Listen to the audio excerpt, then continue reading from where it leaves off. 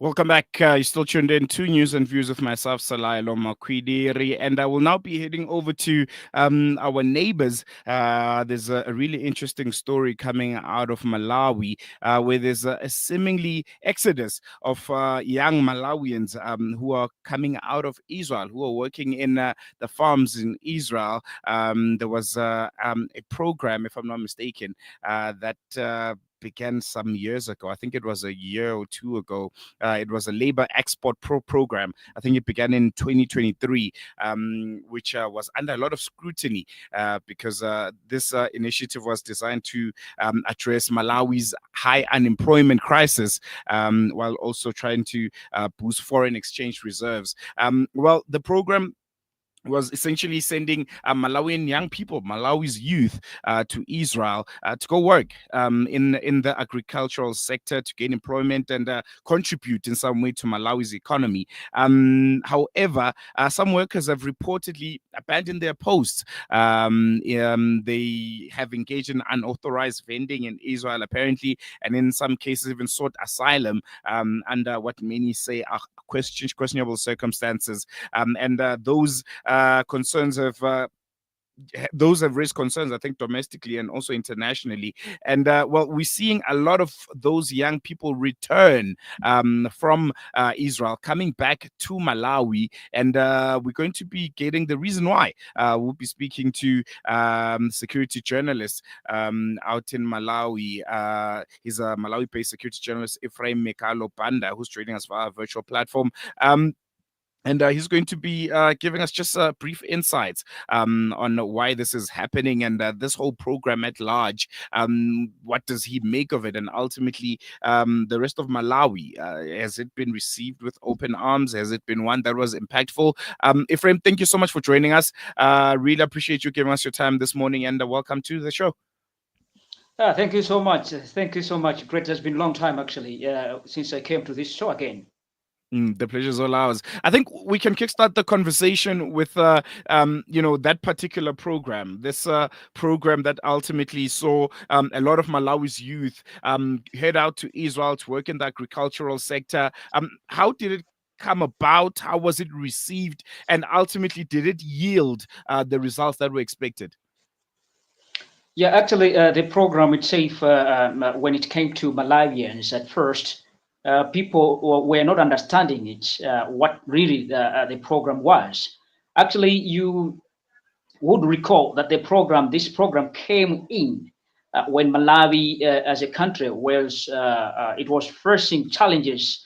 Actually, the shortage of the US dollars in Malawi. So this program was designed as a part of whereby the government of Malawi can emulate or can get the dollars. So they designed this program with the government of Israel, to be sending the youth from Malawi to work in different farms in Israel. So we saw by this time it was a time whereby Israel was fighting against Palestine. So that was the time when by some of the youth in Malawi went to Israel, and we saw so many youths flocking there, regardless of the country of Malawi, regardless of some quarters in Malawi, religious organizations in Malawi, condemning the current president for voting, supporting Israel into to wage a war with Palestine. So many people condemned the president, and there was a fear that where these youth in Israel are going to be safe, looking it out the way the situation was. So we saw some youths, indeed, some of the youth abandoning their farmers where they were working, trying to go and seek for other jobs. Others came back to Malawi. I recall on 8th May 2024, about 12 youths came back to Malawi from Israel.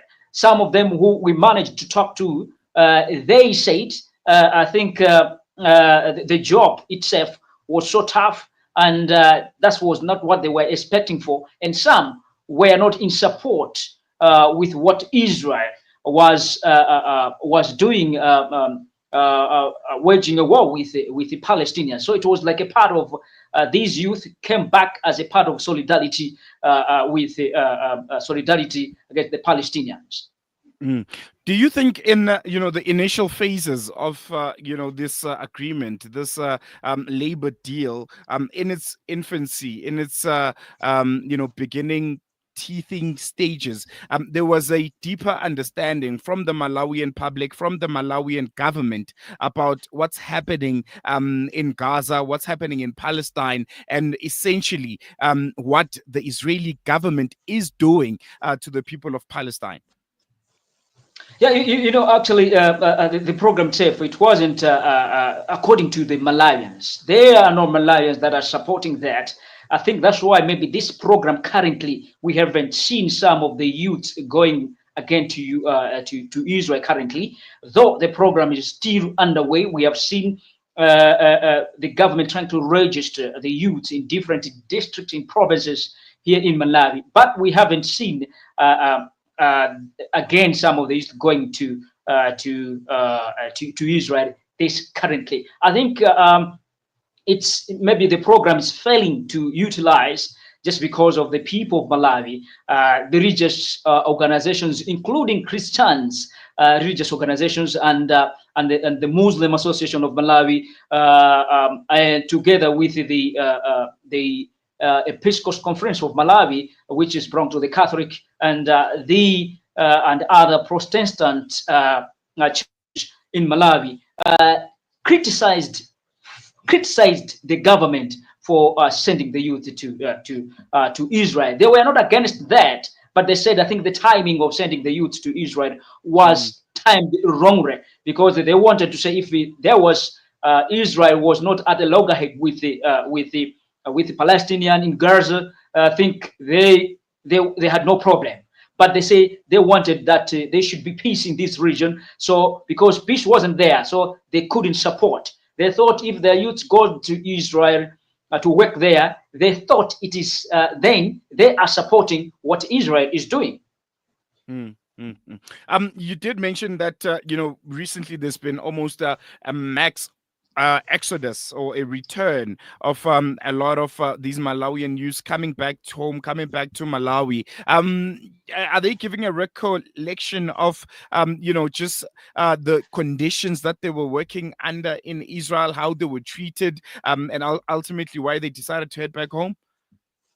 No, actually, some of them they have completely said that the conditions themselves, the conditions were not that of much successfully. Because understand that there is a certain percentage whereby these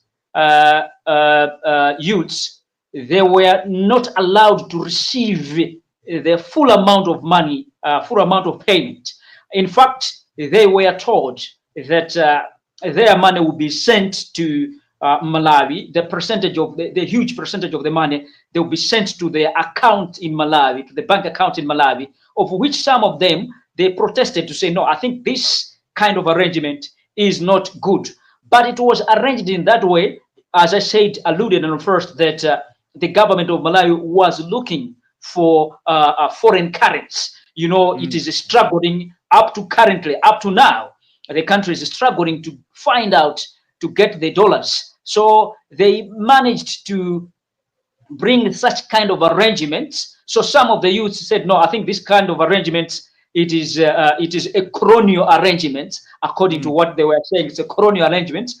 It doesn't make sense that they are the ones working in the field there, and then their money should be sent to Malawi, to the account in Malawi, while they wanted to be receiving the money themselves. So some of them decided to come back. And of recently, some of the youths have been coming, but the government, when you ask the government of Malawi has been silenced. The government of Malawi cannot give you proper information to say why these youths are coming back. They can't even give you information. They will just say, okay, wait, we're going to come back to you, and that's all.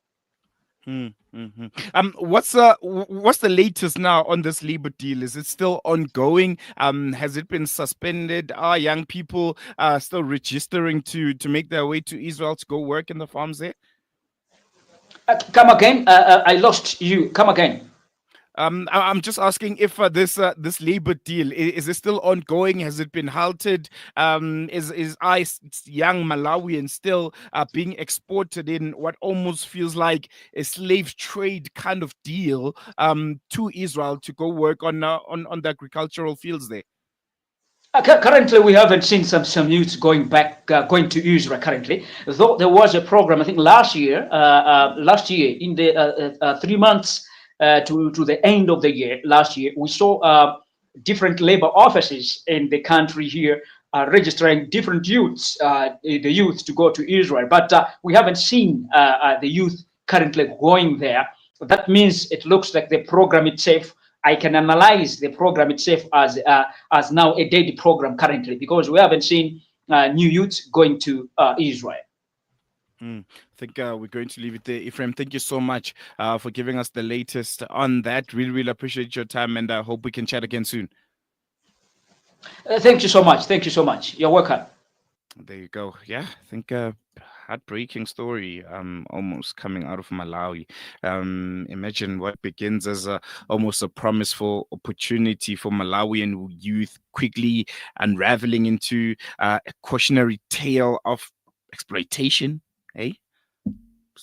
Young people being sent across borders under the gaze of job creation, only to work in fields near genocides, essentially, near a war zone where young children, innocent women, and men are literally being butchered.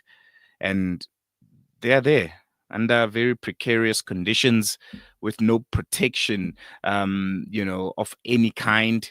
Yeah, man, it screams of modern day slavery, commodifying desperate young people for foreign exchange from the Malawian government, and stripping them of their agency and dignity. I think yeah, the Malawian government has let their young people down.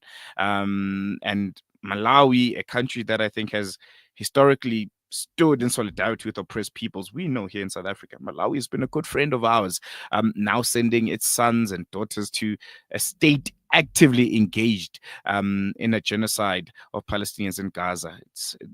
It's a moral contradiction, I think, of the highest order.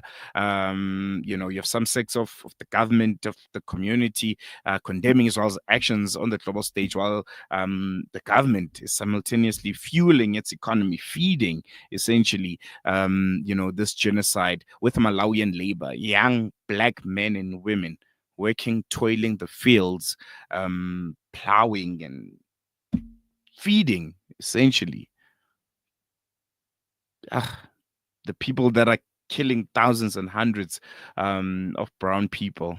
So yeah, I think it's almost a punch to the gut, and I think African governments need to do a bit more, man. Need to have a bit of pride in being African and not bowing down to this kind of exploitation, because it only happens because we don't have the right systems in place. We've messed up our economies, we've messed up our countries. That's why ultimately you'll have young black people going out in countries like Israel because, well, the government doesn't have enough foreign currency. So we're going to ship you out essentially to go work in these fields. You won't even be getting paid all of your wages. A lot of it will be going straight to the government.